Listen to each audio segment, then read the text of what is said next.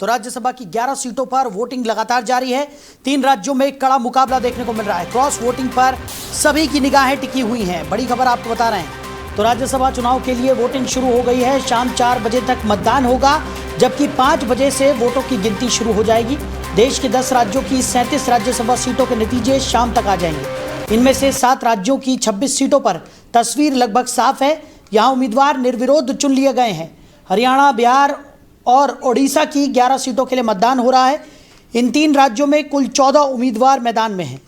तो मौजूदा स्थिति में 37 में से 25 सीटें इंडिया गठबंधन के पास हैं, जबकि 12 सीटें एनडीए के खाते में हैं। चुनाव के बाद तस्वीर बदल सकती है। एनडीए को 8 सीटों का फायदा हो सकता है। बिहार के मुख्यमंत्री नीतीश कुमार पहली बार राज्यसभा सांसद बनेंगे। वहीं 84 साल के शरद पवार महाराष्ट्र से निर्विरोध चुने गए हैं। शरद पवार, रामदास अठावले, अभिषेक मनु सिंघवी, थंबी दुराई, विनोद तावड़े और बाबुल सुप्रियो सहित कई बड़े नेताओं को पहले ही निर्विरोध राज्यसभा भेजा जा चुका है। लेकिन बिहार, उड़ीसा और हरियाणा की 11 सीटों पर मुकाबला बेहद दिलचस्प नजर आ रहा है। तो इसी खबर पर ज़्यादा चर्चा के लिए अमित तिवारी जी, राजनीतिक विश्लेषक हैं, वो हमारे साथ जुड़ गए हैं। अमित जी, बहुत स्वागत है आपका। धन्यवाद। अमित जी, राज्यसभा के लिए आज मुकाबला देखने को मिल रहा है। बिहार, उड़ीसा और हरियाणा की 11 सीटों पर यह मुकाबला बेहद दिलचस्प माना जा रहा है। आप कैसे देख रहे हैं?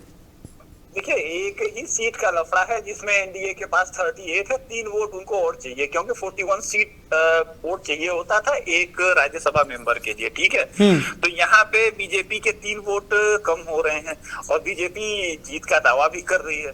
देखिए, शाम तक पता लगेगा किन लोगों ने क्रॉस वोटिंग करी है या किन लोगों ने बीजेपी को वोट दिया है। तो बाकी तो एक बात समझ ली, 11 में से 10 सीटों का तो निर्णय क्लियर है, उसमें तो कुछ होना जाना नहीं है। बस एक सीट का लफड़ा है जिसके लिए 2 लोग कंटेस्ट कर रहे हैं। तो उसमें मेरे ख्याल से बीजेपी को एज मिल जाएगा, क्योंकि बिहार में भी सत्ता में है और हरियाणा में भी सत्ता में है।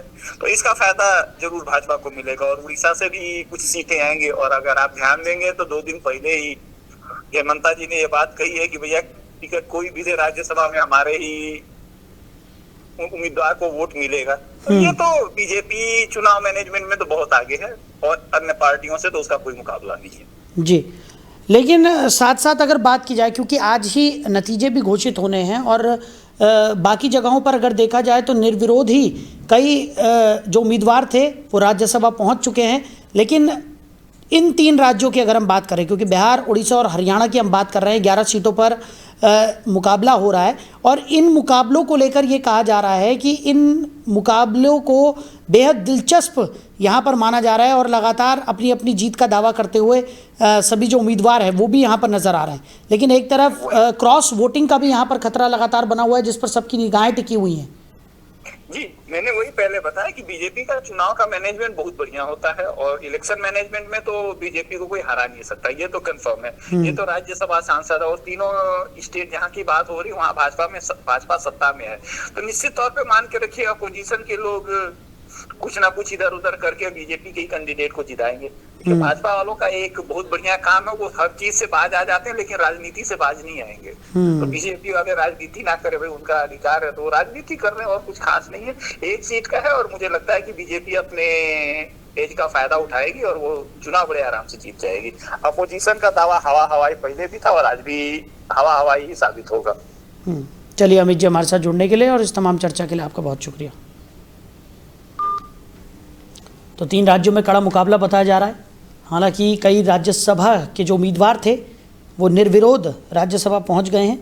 लेकिन 3 राज्यों की बात करें जिसमें बिहार, उड़ीसा और हरियाणा शामिल हैं, 11 सीटों पर मुकाबला बेहद दिलचस्प माना जा रहा है और आज शाम को नतीजे घोषित हो जाएंगे।